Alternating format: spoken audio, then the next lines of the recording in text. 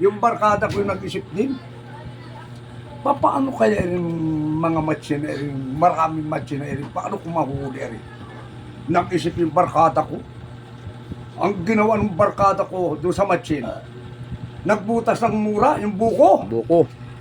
Binutasan niya yung buko. Doon nilagay niya yung mga mais sa loob. Oo. Ay di ngayon, ay di sinubukan niya ang gawa ng mga matsin, ninadukot na ganyan yung mais.